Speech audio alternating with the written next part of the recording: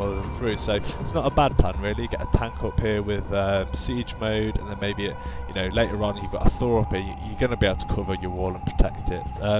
Now Janik's sending a factory of doom over just to scout the area. Now Headache's not done a particularly good job of hiding his technology. His factory's going to come straight over, but nothing major there. I mean, you'd expect from a Zerg build, some roaches, some Zerglings. He's not got a spire up, somewhere around here, hidden in the corner. It's going to do well just to conceal that, obviously. Janik's going to come over and he's going to see the expand. Now he's building up a nice little force there. He's not going to chuck them in the bunker, that's just for retreating purposes. Got a couple of medevacs up and got a little bit of a supply force. Would have liked to have seen a reactor on there, because obviously twice the marines, twice the power. Doing a bit of research there, obviously stim and concussive shells can do a lot of damage to the Zerg. Fortunately he's got a few SCVs not mining there. Shift and click them back on there, and they're going to get straight back to working. But he's going over, looks like a drop, loading those up. Factory's still doing damage.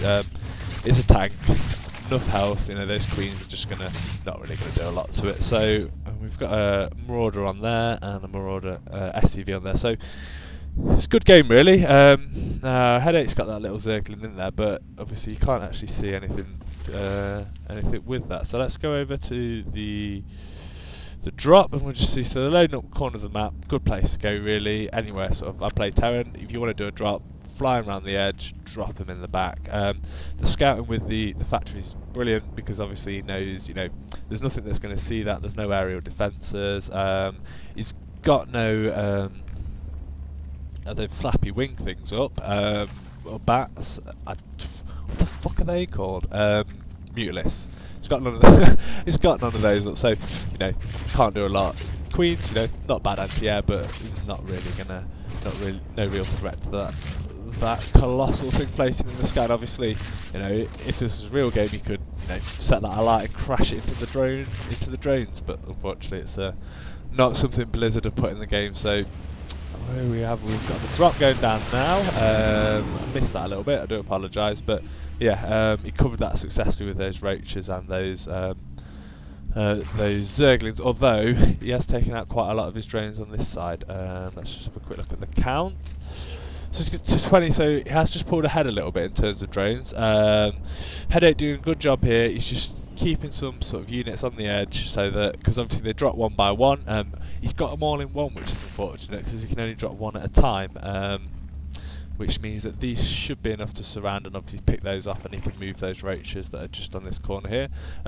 Done a good job of spreading his units out. He's left little bits on little places. Obviously there's nothing sort of attached in terms of hotkeys, but in terms of managing them, that's not a bad plan. So we see Janik's going in for another drop here, and those roaches, just going to take care of that.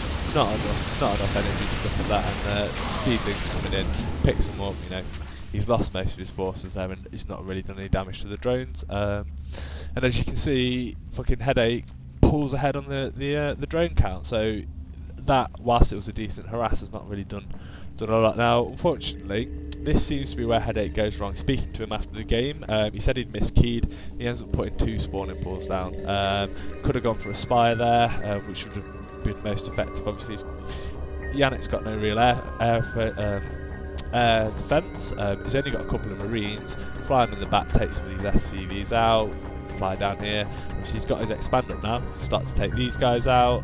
You can do a lot of harass moving behind here. Obviously the only thing you can do is get some marines in the middle, but obviously you can go up here, the marines come round, chuck it down there, and until he splits his forces, you can do a lot of damage. So you still have these medevacs up there, and he's got enough to really cover that drop. No gas on these, but he's been mining gas a lot, and obviously because he's miskeyed his spire again, and he's put up another spawning pool, which again is an interesting build. 3 spawning pools. It's unfortunately doesn't seem to be that effective. So we've still got that factory here. What would have been quite nice would have been to see him land it maybe this area. You've got the rocks to protect, and Headache can't see down there. Get a tech lab on it, get some tanks up, get him to siege around this edge here. Obviously move his forces in here. As soon as these boys run over, they're going to start getting shelled. But obviously he's got his expand up now. He's dropping SCVs like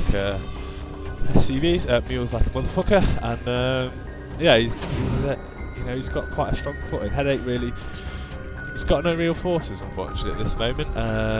You know, he's done well spending his creep. Again, it's his first 1v1, but it's these spawning pools, that's his downfall, because he's got no real forces. You know, he's got these roaches and they're upgraded, but there's nothing else really there. You know, Zer can do a lot of harass, so he's going to move these out for a bit of a push, it looks like. Moves them down to this tower where there's already a roach